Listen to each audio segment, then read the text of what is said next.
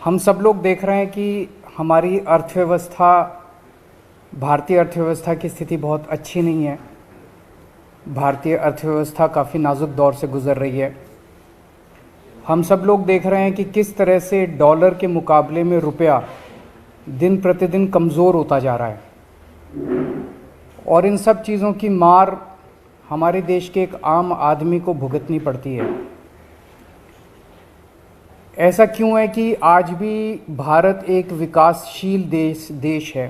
75 साल हो गए आज़ादी को, आज भी विकासशील देश, गरीब देश माना जाता है।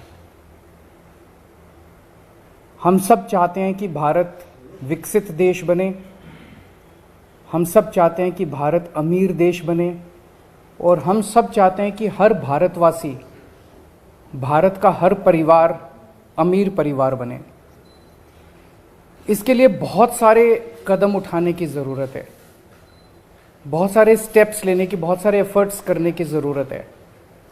हमें बड़ी संख्या में स्कूल खोलने हैं, हमें बड़ी संख्या में अस्पताल बनाने हैं, हमें बड़ी संख्या में बहुत बड़े स्तर के ऊपर बिजली का, सड़कों का, इंफ्रास्ट्रक्चर को तैयार करना है। लेकिन एफर्ट्स तभी फलीभूत होते हैं जब हमारे ऊपर देवी देवताओं का आशीर्वाद होता है।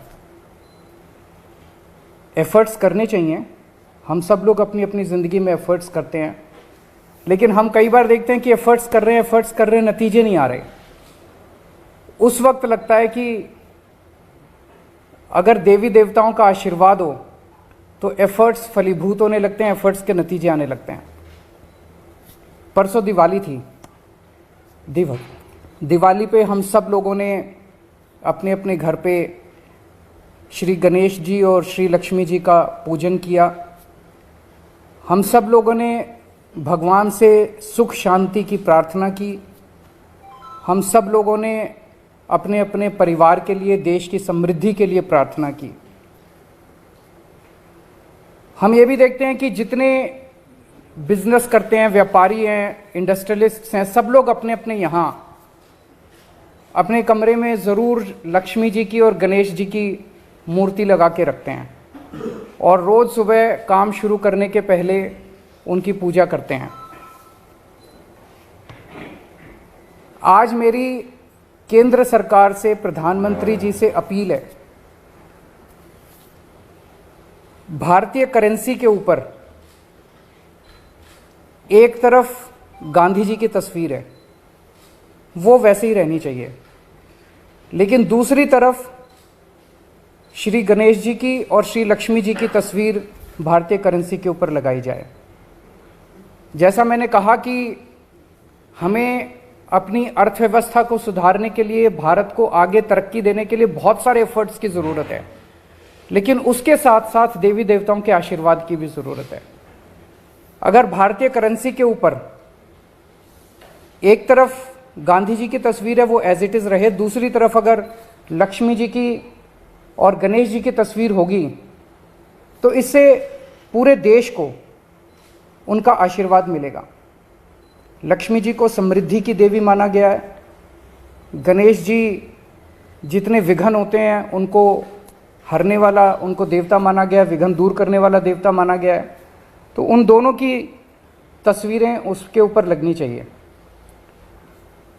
हम ये नहीं कह रहे कि सारे नोट बदले जाएं, लेकिन जितने फ्रेश नोट्स छपते हैं, अभी जो नोट्स हैं वो एज इट इज़ रहें, लेकिन जो हर महीने फ्रेश नोट छपते हैं, वो फ्रेश नोट्स के ऊपर ये शुरुआत की जा सकती है, और धीरे धीरे करते करते सर्कुलेशन में काफ़ी मात्रा में ये वाले नए नोट आ जाएंगे। इंडोनेशिया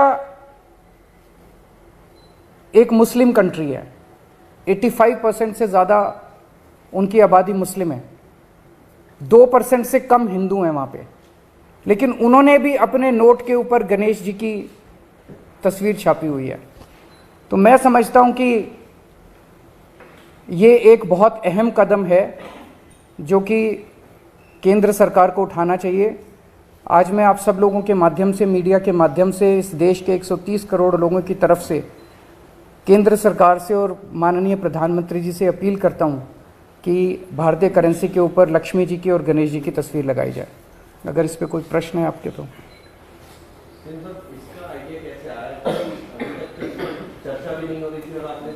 अभी परसों दिवाली का जब पूजन कर रहे थे तो उस वक्त मन के अंदर एक भाव आया, उस वक्त मन के अंदर एक ये बहुत स्ट्रांग भाव आया कि अगर भारतीय करेंसी के ऊपर अगर ऐसा हो, हम सब लोग पूजन करते हैं, सब लोग भाव से पूजन करते हैं, तो अगर भारतीय करेंसी के ऊपर भी ये हो, मैं ये नहीं कह रहा ये करने से मात्र से केवल अर्थव्यवस्था सुधरेगी, बहुत सारे एफर्ट्स करने की ज़रूरत है, लेकिन वो एफर्ट्स तब फलीभूत होते हैं जब देवी देवताओं का आशीर्वाद होता है। जैसा मैंने कहा कि हम किसी के खिलाफ नहीं बोल रहे, हम ये नहीं कह रहे इसको हटाओ, उसको रखो, उसको हटाओ, किसी के भी खिलाफ नहीं है। और जब इंडोनेशिया कर सकता है तो हम भी कर सकते हैं, इसमें किसी को आपत्ति होनी नहीं चाहिए। और सबकी समृद्धि की बात हो रही है, सबकी संपन्नता की बात हो रही है, पूरे देश की संपन्नता की बात। अगर सर कोई दूसरे विशेष समुदाय का व्यक्ति अगर इस बात को उठाता है, जैसा मैंने कहा कि अगर इंडोनेशिया कर सकता है, इंडोनेशिया ने भी श्री गणेश जी को चुना, तो हम भी कर सकते हैं, हमारे देश में भी हो सकता है। और लक्ष्मी जी के साथ, लक्ष्मी जी एक ऐसी देवी हैं जिनको समृद्धि और संपन्नता की देवी माना गया है। ऐसे में आरोप लग सकते हैं कि आप हिंदू को काट रहे हैं। आरोप लगाने वाले तो 100 आरोप लगाएंगे, आरोप लगाने दीजिए, लेकिन मुझे लगता है कि आप किसी से भी बात कर लीजिए। मैंने पिछले कुछ दिनों में कई लोगों से बात की, सब लोगों को लगा कि ये बहुत अच्छा आइडिया और ये होना चाहिए।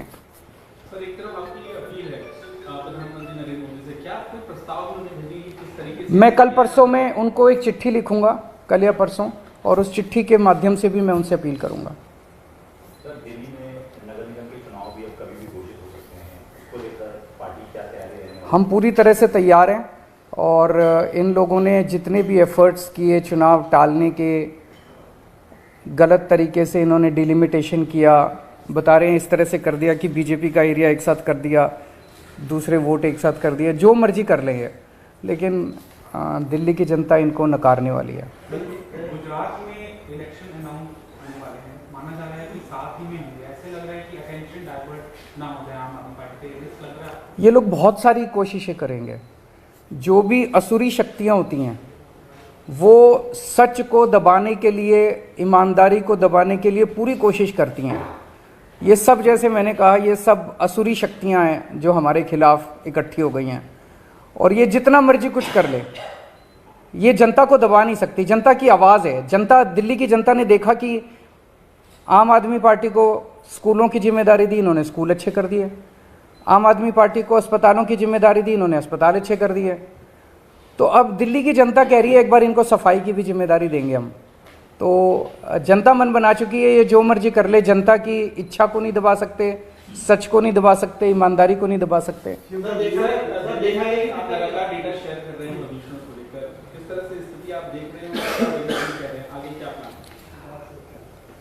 दिल्ली के लोगों ने पिछले कुछ सालों में प्रदूषण के ऊपर काफ़ी काम किया है, काफ़ी मेहनत की है, उसकी वजह से प्रदूषण में गिरावट आई है, ये अच्छी बात है। प्रदूषण बढ़ा नहीं है। अक्सर देखा गया कि जैसे जैसे विकास होता है वैसे वैसे प्रदूषण बढ़ता जाता है, ज़्यादा व्हीकल्स आते हैं सड़क पे और प्रदूषण बढ़ता है, लेकिन दिल्ली में प्रदूषण बढ़ने की बजाय कम होने लगा है। ये दिखाता है कि हमारे एफर्ट्स सही दिशा में हैं, उन एफर्ट्स में और तेज़ी करने की ज़रूरत है। जो नतीजे आए हैं वो काफ़ी उत्साहवर्धक हैं, लेकिन हम उनसे सेटिस्फाइड नहीं हैं। अभी हमें और भी बहुत आगे जाने की ज़रूरत है, और हम दिल्ली को दुनिया का सबसे क्लीन एयर वाला शहर बनाएंगे। निगम चुनाव भी बड़ा सवाल है, क्योंकि जिस तरीके से उन्होंने कहा कि हो सकता है बराबर नहीं चुनाव हो, तो ऐसे में क्या एक मनीष जी की भी लगातार हम देख रहे हैं हमलावर हो रहे हैं बीजेपी पे भी और निगम के मामले पे भी, तो क्या वो ऐसा भी हो सकता है कि जब एक तरफ आप लीड करते हैं दूसरा मनीष लीड करे पूरे चुनाव कोई निगम का? जनता चुनाव लड़ेगी, आप देखिएगा। दिल्ली की जनता इधर चुनाव लड़ेगी और गुजरात की जनता उधर चुनाव लड़ेगी। इधर दिल्ली की जनता इनके 15 साल से के कुशासन से दुखी है, उधर गुजरात की जनता इनके 27 साल के कुशासन से दुखी है। अगर मैं आपसे पूछूं, आप इनसे पूछ लीजिएगा, ये भी पीसी करते हैं रोज, कि 15 साल के शासन में बीजेपी ने एमसीडी में एक काम करा हो इन्होंने। मैं चैलेंज करता हूं आज, एक अच्छा काम गिना दें कि हमने 15 साल में ये एक अच्छा काम करा है। एक काम। भारतीय जनता पार्टी 15 साल से दिल्ली नगर निगम में काम कर रही है, एक काम गिना दें जो इन्होंने अच्छा किया। गुजरात में 27 साल से काम कर रहे हैं, एक काम गिना दें जो इन्होंने अच्छा किया। और आम आदमी पार्टी ने 7 साल में क्या अच्छे काम किया, बाहर सड़क पे चले जाना, किसी आदमी से पूछ लेना केजरीवाल ने, कि वो आपको गिना देगा।